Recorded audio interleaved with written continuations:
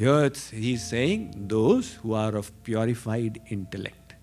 That means you have decided the world is not mine.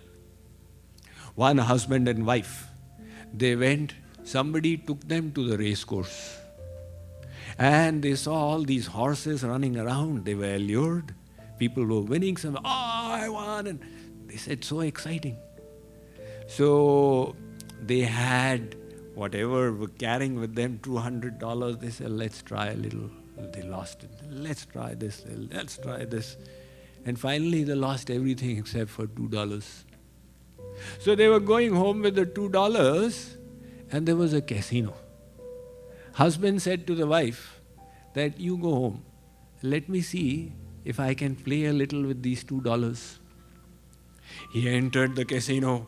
He put the $2 somewhere and it was his lucky one. It became $200. He tried again and it became $2,000.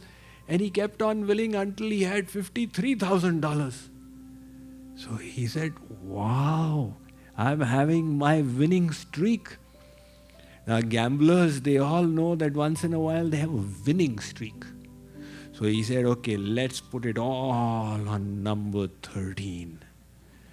$53,000, and that needle roamed around and came at number 12. So he lost everything. He came home. Wife said, what happened?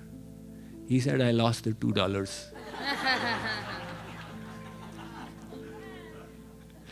Well, that is what you lose in any case. We people make a big deal about worldly trials and tribulations. But the purified intellect says, it doesn't matter. It's not as important as your mind is making it out to be. So that is the Vishuddhatma. And then he says, Vijitatma Jitendriya. Those karma yogis who have controlled Vijitatma, conquered their mind and their senses. Then Sarva Bhutatma Bhutatma. They see the soul of souls in everything. The soul of the souls is Bhagavan. So they start seeing God everywhere. Once in a Bal-Mukund class, one teacher was teaching the students and asked that where is Bhagavan? So one student said he is in the Radha Krishna Mandir. One student said that he is in our house puja room.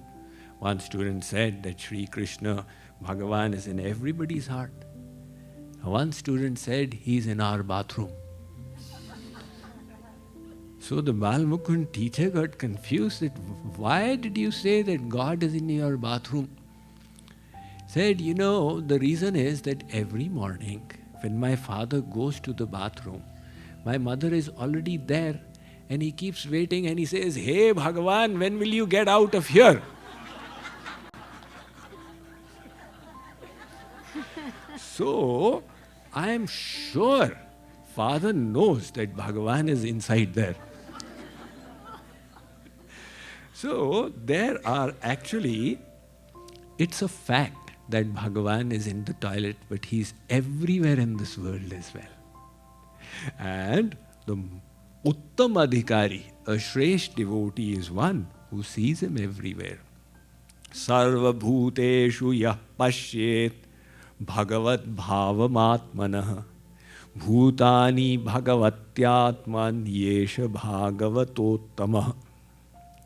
In the Bhagavatam, Vedvyas writes, Bhagavatottam, the Shrestha devotee, is one who sees God everywhere. And because they are at such a state, the karma yogis, they have purified their intellect, they have controlled their minds, they are seeing this world as divine. So even though they do everything, they are not bound in their works. For example, the gopis were not renunciants. They were living in their homes. They had children, they had families, and yet their state in bhakti was so elevated that Narad says they are acharyas. He says, Yatha Braj Gopika Bhav. Narad has written a Bhakti Darshan of 84 sutras. And then he says, who are the acharyas of this bhakti? So he doesn't say Prahlad, he doesn't say Ambarish, he doesn't say Prithu. He says, Yatha Braj Gopika Bhav. Take a look at the bhakti of the gopis. So that means, even in the state of Karma Yoga, you can achieve that high state of elevation. If you keep on working on improving your mind, the decision of your intellect, etc. So the idea here is that you should, as a Karma Yogi, try and develop divine consciousness. Material consciousness comes easy. I and my self-interest, and that self-interest leads to hatred, love and hate. Whoever fulfills it, we love that person. Whoever harms it, we hate that person. All this comes natural, the ego. Now we need to break it down as a Karma Yogi by extending our consciousness. I am not alone. Dva suparna sayuja sakhaya samanam vriksham parikhasvajate. The Vedas are saying there are two personalities in the heart. One is the soul and one is the Supreme Soul. That Supreme Soul is a friend of the soul. And the Supreme Soul is looking and watching. But this tiny soul has its back to the Supreme Soul. Like this. So the Supreme Soul is not interfering. And it's like two birds on a tree. So this soul is eating the fruit of the tree. Likewise, we are reaping the karmas of our past actions while in this body. So the Vedas say, if this first bird turns around to the second bird, if the soul turns around to God, all its miseries will cease to be. What is the idea of turning around? Bringing the awareness of God. He is with me. Now, this is one of the important precepts in the darshan that Kripaluji Maharaj has presented. That expand your consciousness. When you go to the temple, you're thinking Bhagavan is there. When you come out, you're thinking Bhagavan is not there. Now, always learn to live in the consciousness of God.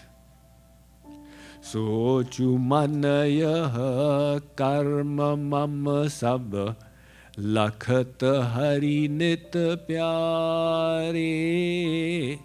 At all times think, what I am doing, Bhagavan is watching. So the consequence is, we will never do any sin. Even if your neighbor is watching, you will never do any sin. One person is going out at night to commit a theft. At 12 o'clock, he thinks, everybody must be asleep. So he's walking on the street.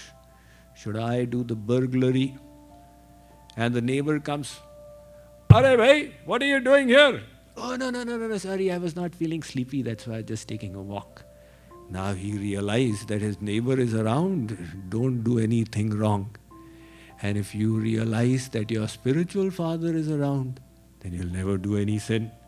So this is the added advantage of trying to practice this consciousness of being in the presence of God.